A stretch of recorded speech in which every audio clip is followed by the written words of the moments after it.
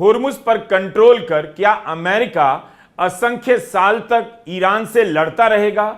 Iran का क्या करेगा? क्या उसे उठाकर रूस और चीन के बीच रखाएंगे और होर्मुज में ट्रंप नावें चलाया करेंगे?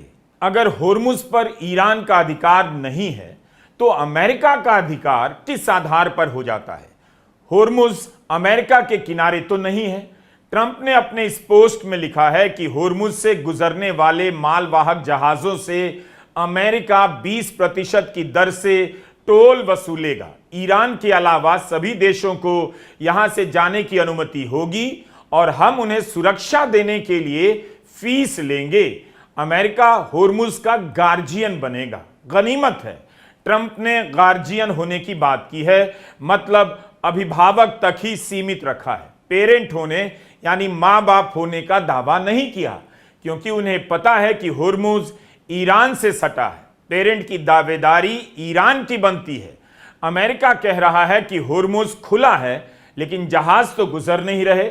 जंग के कारण जहाजों का गुजरना लगभग बंद सा है, लेकिन ट्रंप टोल का रेट बताने लगे हैं।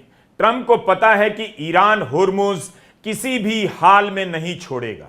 ट्रंप के इस बयान पर ईरान के विदेश मंत्री अब्बास अराकची का ट्वीट आया है कि ट्रंप बिल्कुल सही बात कह रहे हैं।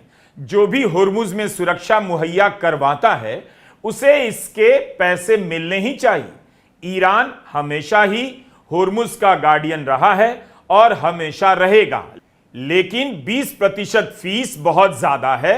हम उचित दर पर चार्ज करेंगे। ईरान जंग के साथ साथ जवाब देने में भी अमेरिका पर भारी पड़ जाता है। दुनिया के देशों के पास दो ही विकल्प हैं। पहला कि ईरान होर्मुज में फीस लेगा और दूसरा कि अमेरिका होर्मुज में फीस लेगा।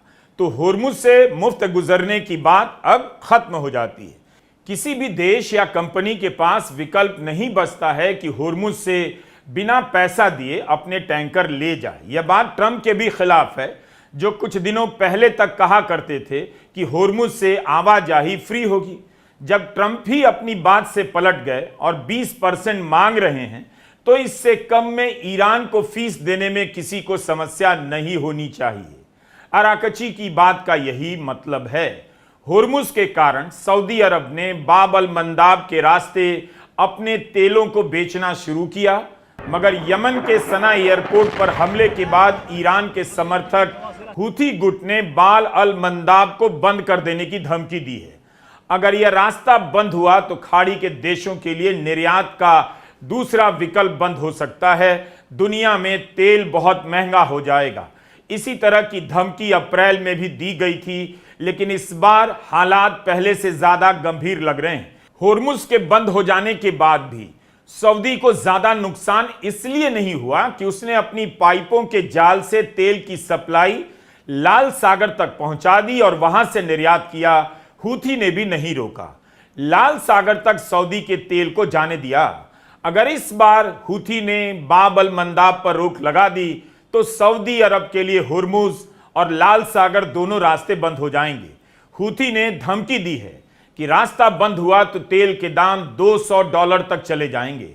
अमेरिका के टैक्स पेयर के नाम खुला ट्वीट किया है कि आपका आपराधिक प्रशासन सऊदी अरब का इस्तेमाल कर इस इलाके में युद्ध करवाता है, लेकिन अंत में कीमत आपको अमेरिकन टैक्स पेयर को ही अदा करनी होगी।